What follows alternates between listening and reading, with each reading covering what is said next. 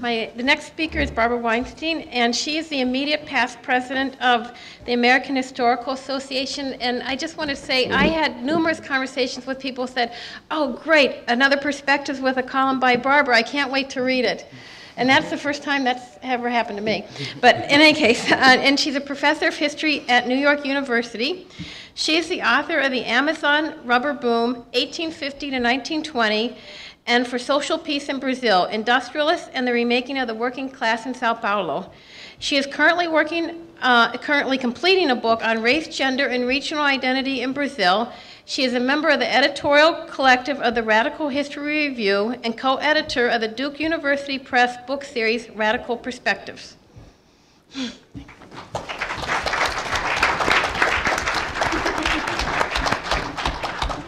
Not historic that the person with the W name goes last. So I'm in a position where I knew I was going to go last, and I sort of decided I would talk about things that were unlikely to be mentioned by the other members of the panel. And I hope they're still relatively interesting things to talk about, but perhaps a little bit more narrowly focused than some of the other discussions.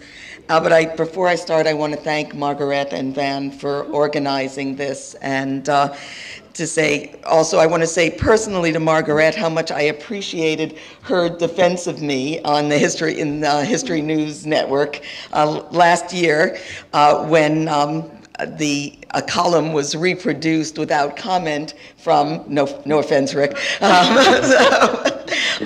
from Front Page magazine. It's an e-zine, David Horowitz's online magazine, about me as the radical AHA president, which I, of course, didn't take as offensive at all.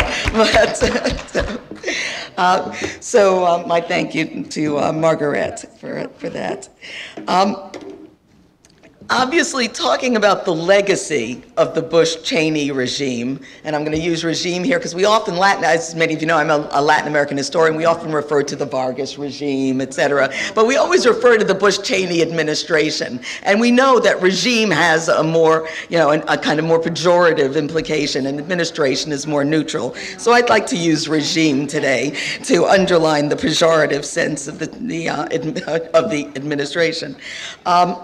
To talk about its legacy is not quite the same as talking about its impact or consequences, in part because the impact and consequences often aren't necessarily in any direct way connected to the kinds of discourses, policies, ideologies promoted by a particular regime. So in some sense, the impact of the Bush-Cheney regime is hard to talk about because it's a regime that's already producing its own negation in many different areas. So for example, hardly anyone right now is talking about cutting government spending. And imagine hearing the phrase in public discourse, privatizing Social Security. I mean, that's about as dead an idea as you could possibly imagine.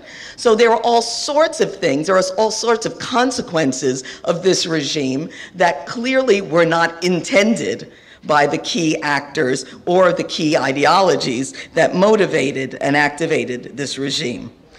For example, in Latin America, one of the sort of jokes that circulates among my friends is that the indifference and hostility of this administration to Latin America, generally Latin American issues in particular, certain Latin American issues in particular, helps to account for the revival of the left in many places in Latin America. But again, we don't really want to talk about that as a legacy of the Bush-Cheney regime exactly, though it certainly may be a consequence of it.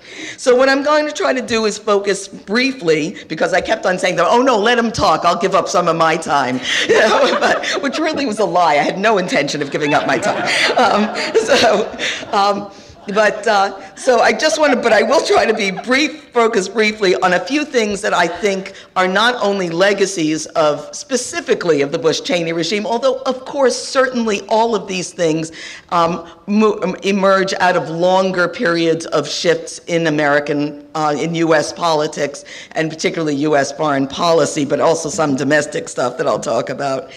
So I'm not saying that this emerges de novo from the Bush-Cheney regime, but I think there are specific aspects of it that have shifted the political landscape and that will be particularly difficult to undo, even in the most optimistic interpretation of what the Obama administration, I won't call it the Obama regime, the Obama administration promises for the future. One that I'd like to talk about, again, they're going to be sort of more narrow issues, but something that I've written about in these perspectives columns is the impact of the Patriot Act on the movement of scholars and others across international boundaries. As the academic world, as the intellectual community has become more and more globalized, more and more internationalized, as we've become more and more interested as historians in transnational history, it has become more and more difficult for scholars to move, particularly across the boundaries of the United States. And the case I talked about, Wascarari, eventually had a happy ending. He eventually got his visa, but under the terms of the Patriot Act, he could have been continuously denied a visa without any explanation, without any explanation being given either to him or to his now employer, the University of Nebraska. And now it is very possible that key features of the Patriot Act will be changed, but one of the last places to change in terms of the sort of international network of U.S. presence abroad are the consular personnel.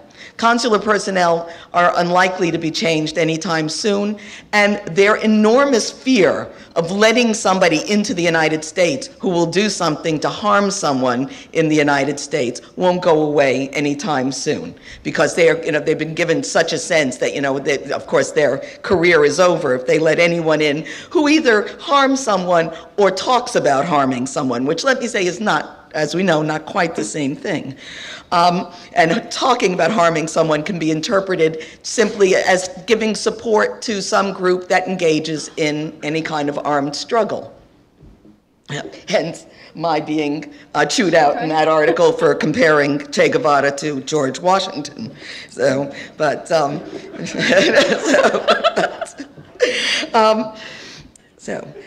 but Che never had slaves. So anyhow,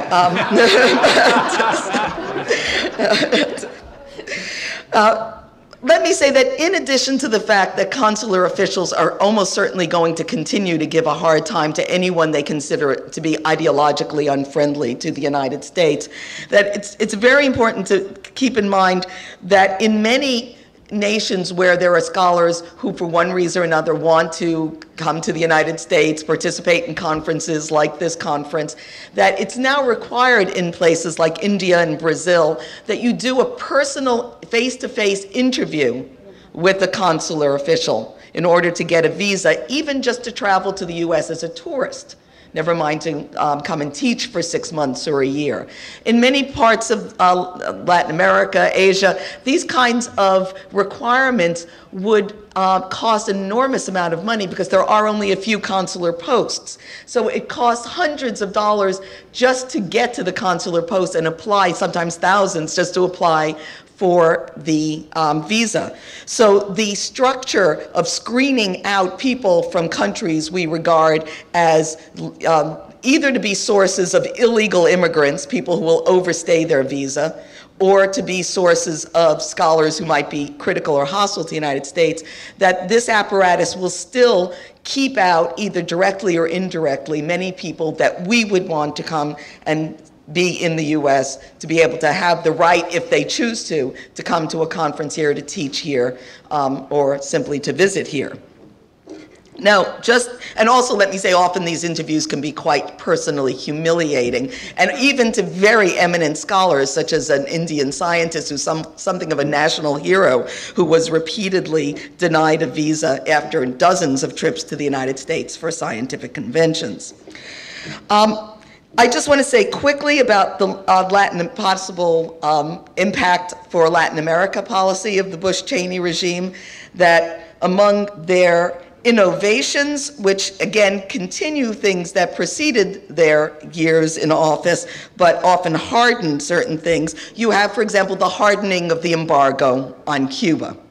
So it's not as if the embargo is new. The embargo has been going on since the early 1960s, but it has become much harder under the Bush-Cheney regime. It has become much more stringent, much more restrictive, making it even difficult to send medicines and emergency foodstuffs to Cuba during the repeated natural disasters that have afflicted the island. Let me say, one collateral effect of this is that I think they have succeeded in alienating many people, even in the Cuban American community in Florida, particularly younger Cuban Americans who would like to be able to travel more freely to Cuba. I will make an optimistic, I generally agree with Vijay Prashad's not very optimistic take on the future of foreign policy under Obama, but one optimistic prediction I would like to make is that the embargo will end while Obama is president. What kind of impact that will have on Cuba is another matter, but again, I think here we have to oppose the embargo, even if the ending of the embargo is not necessarily going to have all the implications we would like. Funding of Plan Colombia has strengthened the right wing of the Colombian military, which some people I think would argue is the entire Colombian military, but I hope perhaps not. But has certainly made the Colombian military much more willing to engage in severe human rights violations. And one small bright point is that I think that there will be at least some revision in U.S. policy toward Colombia, but I suspect not a root and branch rethinking of Plan Colombia.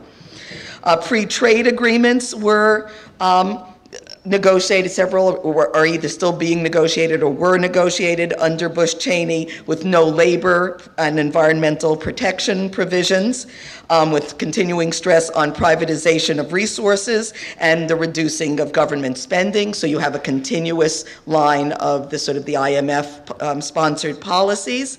And I think those free trade agreements will be, some of them will be modified, but they'll be hard to undo. One of the reasons, ironic reasons they'll be hard to undo is that so many Latin American economies are now really plugged into this, that in fact there is a fear among people in Latin America, even people I'll talk to on, let's say, the moderate left, that there is a fear that protectionism in the United States will have a very negative impact on their economies.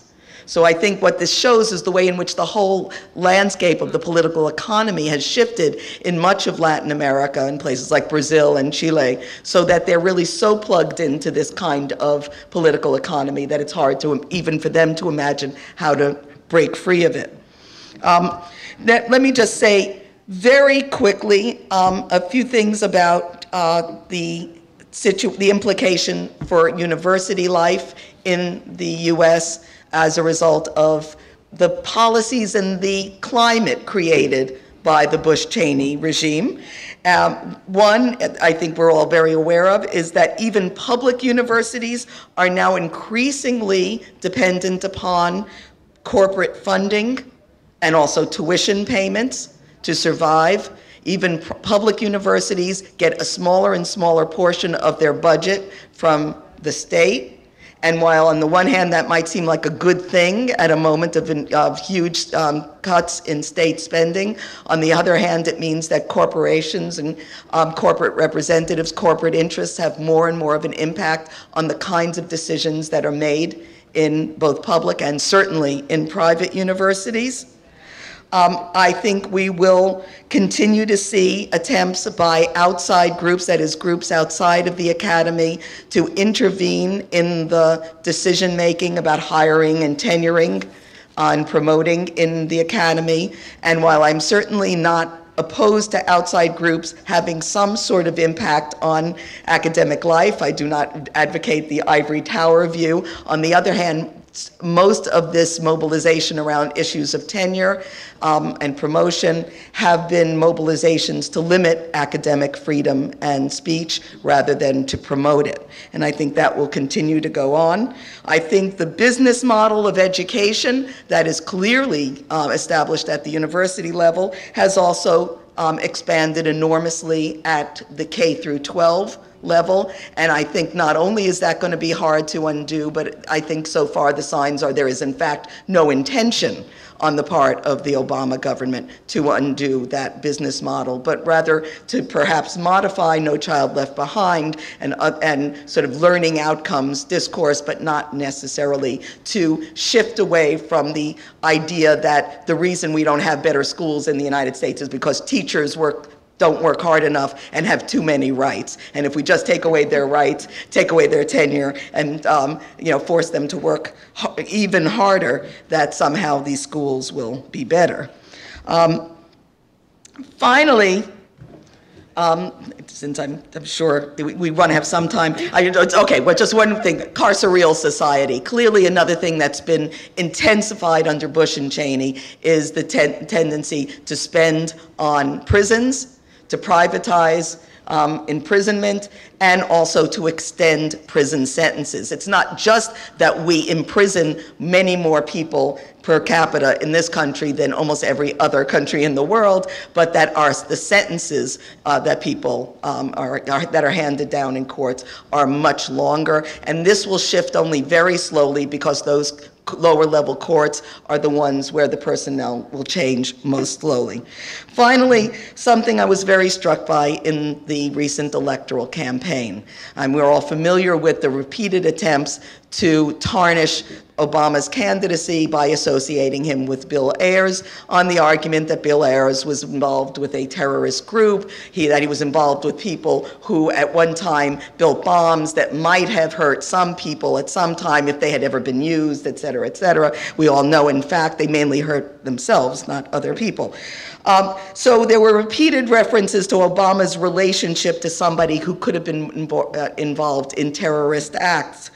What I found really striking is that I did not hear, certainly in any mainstream, but not even in non-mainstream fora, any discussion of John McCain's wartime service, except to talk about how heroic he was and how much he suffered. Leaving the issue of suffering aside, this is a man who ran repeating bombing missions over North Vietnam and undoubtedly killed many, many people who were not in any way involved in combat during those missions, and never once was that even mentioned as something to consider in thinking about him as a presidential candidate or a human being.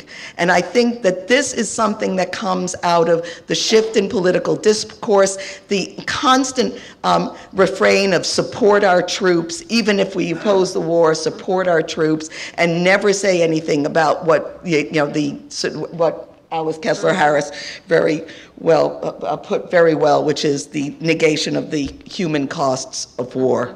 Thank you very much.